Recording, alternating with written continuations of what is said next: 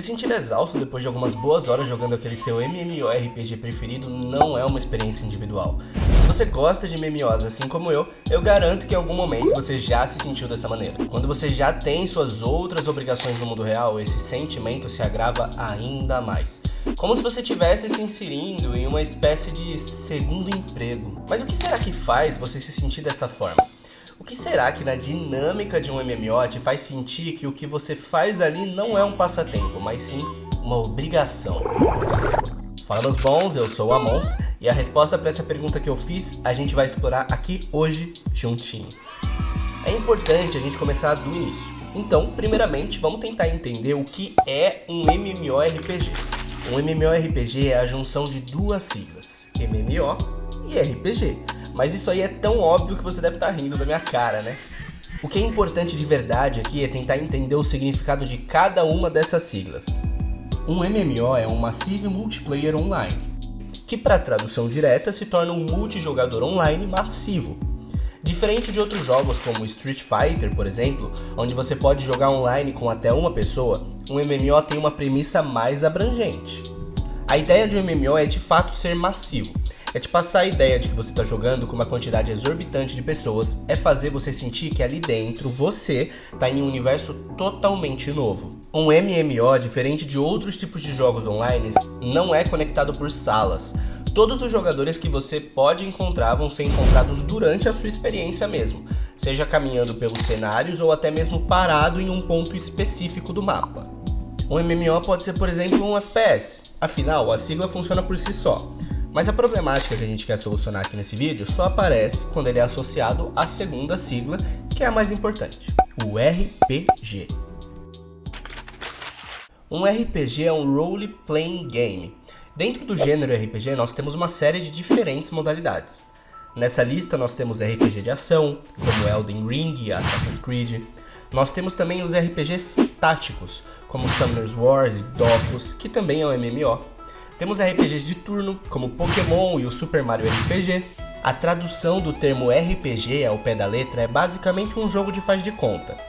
E a ideia dele é exatamente essa, te inserir num universo e fazer com que você se sinta parte daquilo.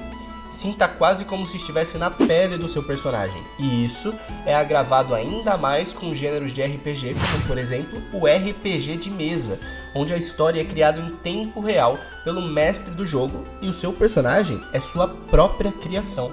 Agora, quando a gente associa aquele gênero MMO, que tem como premissa te conectar a um universo totalmente novo, com uma quantidade massiva de jogadores ambientando o seu mundo, com o gênero que tem como objetivo fazer você se sentir em um universo novo e viver na pele do seu próprio personagem, o que é que a gente tem?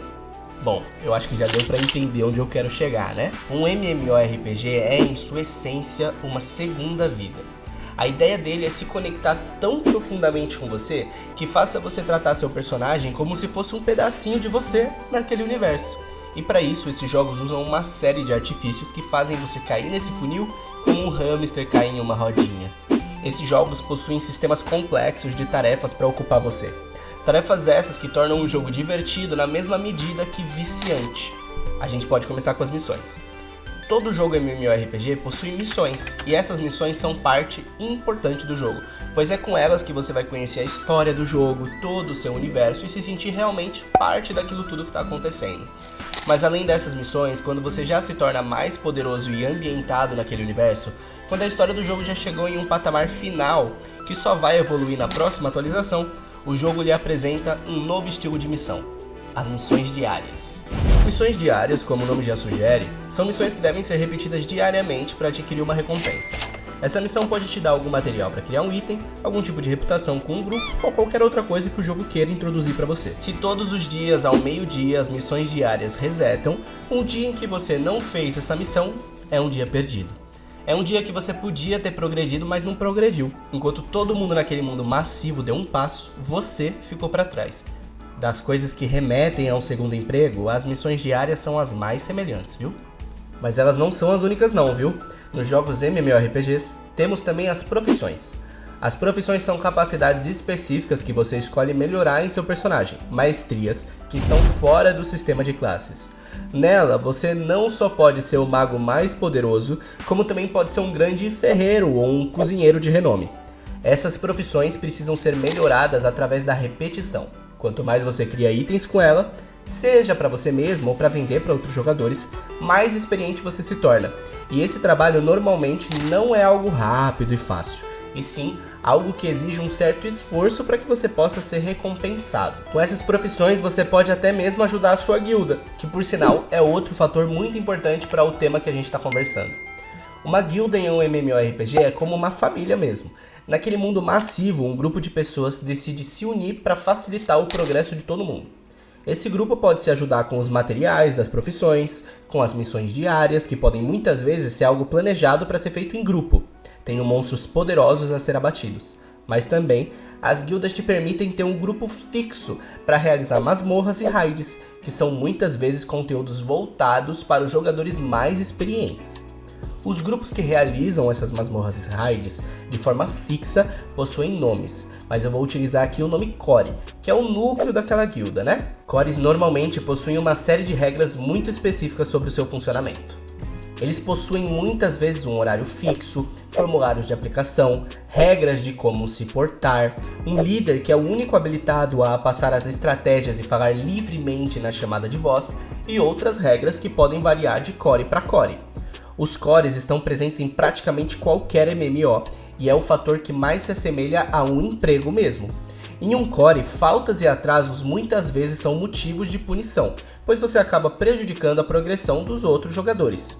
Em alguns cores, muitas vezes você não pode nem decidir a classe que você quer jogar, porque se você foi aceito com um mago no seu core, é porque o seu core precisa de um mago, é de um mago que eles precisam para progredir, então você não pode simplesmente decidir que amanhã você vai jogar com um guerreiro.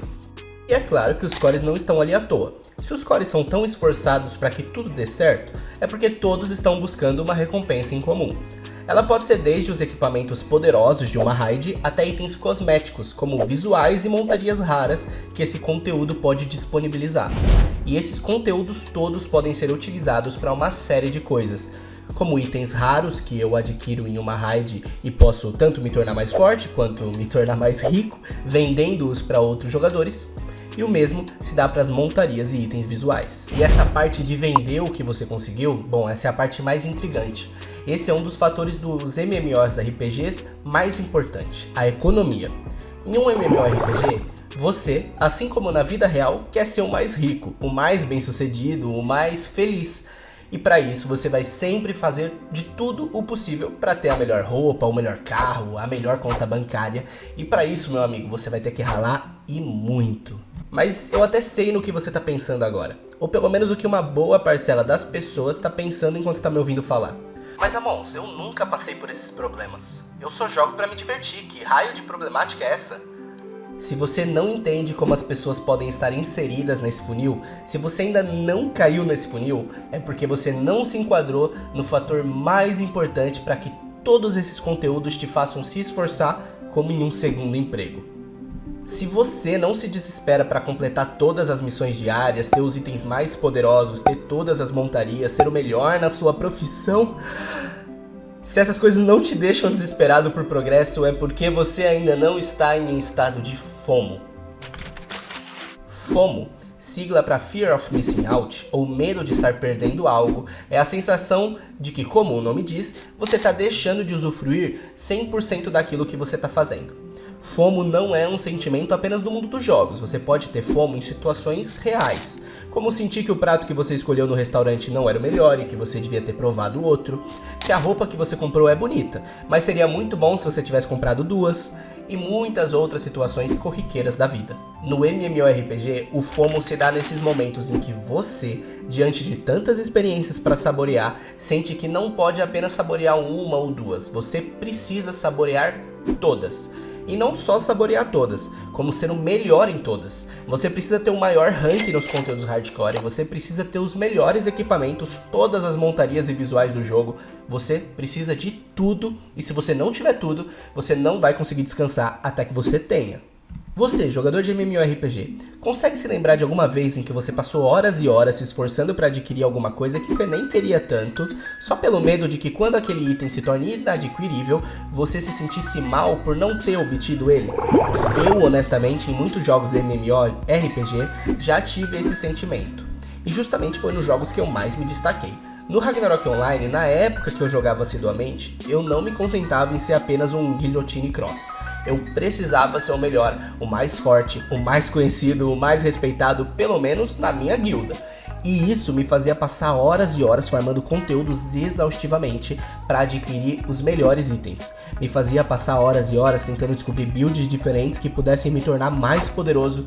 Eu precisava de tudo. Hoje em dia eu já não sinto mais esse sentimento de que eu só posso ficar plenamente feliz se eu tiver explorado todas as opções que um jogo me dá. Atualmente eu já compreendo que o FOMO não é nada saudável, pelo menos pra mim. Os jogos MMORPGs nos dão uma enxurrada de diferentes maneiras de usufruir da sua experiência. Nós podemos ser jogadores que preferem colecionar montarias, jogadores que preferem focar em itens poderosos, jogadores que preferem apenas brincar de coletar plantinhas e minérios pelo mundo afora. E com o FOMO, nós só estaremos felizes se formos tudo isso ao mesmo tempo e muito mais. As desenvolvedoras de MMORPG sabem muito bem desse tipo de comportamento, e é isso mesmo que elas tentam explorar em nós.